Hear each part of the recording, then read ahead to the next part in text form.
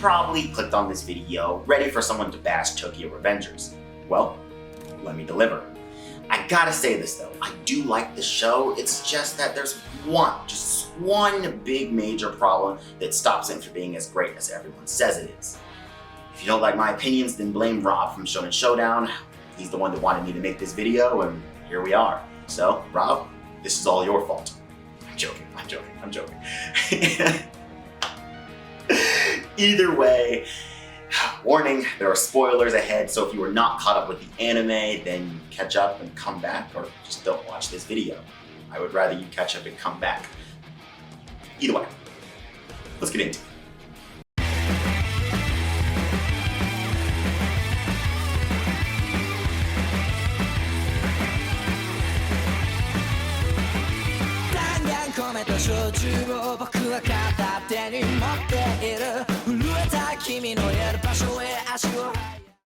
Tokyo Revengers is a newly popular shonen anime and manga.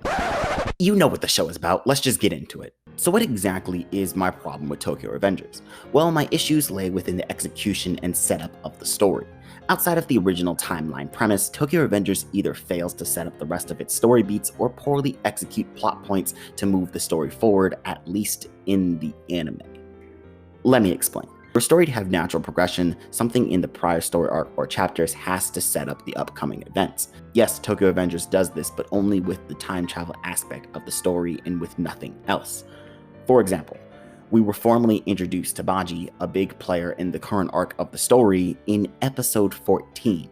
Although we have seen his face earlier in the season, Baji is introduced as a troublemaker within Toman, with the group stating that he was banned from the meetings because of this fact. Yet, to me, this feels out of place and just random because Baji was definitely there in the first meeting in the anime.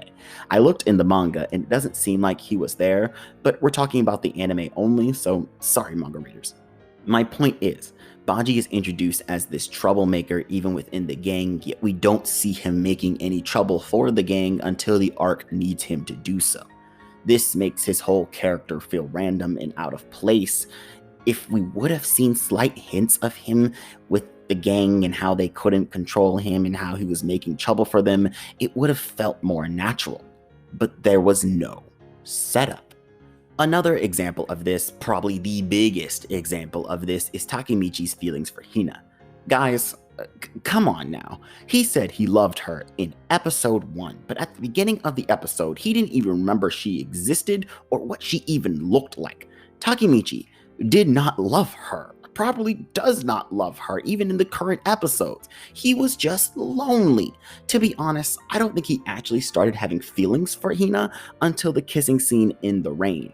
That scene was beautiful and actually gave him a reason to like this girl. But their relationship prior literally just came because the author needed a reason for Takemichi to travel back in time?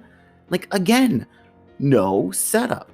Also, side note, if Takemichi repeats what we already know one more time, like this man will literally just go off the rails with exposition like, oh my god, August 3rd, that's the day Draken's supposed to die. Oh my god, August 3rd, that's the day Draken's supposed to die. Oh my god, August 3rd, that's the day Draken's supposed to die. Hey, did you know? On August 3rd, Draken supposed to die? Oh my god, the baby. I'll give you a third example. Toman itself. We are meant to care about this gang, yet we barely know the gang, and we are 20 or more episodes into the story. All we know is that they are tough fighters. Literally, we know nothing about the rest of the commanders. We don't really know anyone outside of Mikey, Draken, and Mitsuha when the first major fight with Mebius happens. Yes, the commanders may say a brief line, but the dynamic of the gang is not shown outside of them cheering at Mikey's every word. And the gangs are the reason why we are watching this show in the first place. And no, the flashbacks don't really count because, one, that's not the gang's dynamic in the present day where the story takes place. I say present day, but I mean, technically it's not present day even in the Tokyo Revengers world, but it is present day to us because that's where the story takes place, but it's not present day because it's time travel in the story, the time travel story, and I'm just confusing myself at this point. And two, the flashbacks focus on specific relationships in the gang and not the gang as a whole. I'm sorry, but Baji's death was not impactful to me because I had no idea who he was as a character until after he died and we saw his flashback.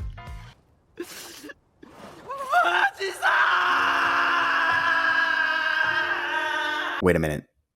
Who is that guy? Shh, we're getting his flashback next episode. The best part of every anime group is seeing how they interact with each other, and outside of Draken and Mikey's friendship, we have yet to see how the current Toman gang interacts with each other outside of a formal meeting or battle setting. How am I supposed to care for this group if all I see of them is fighting and cheering? The manga is ongoing, so I may eat my words. I hope I do. But like I keep saying, we are 20-something episodes in. Now, you may be asking, if you think there is little to no setup in the anime and poor execution, then why do you say you like it?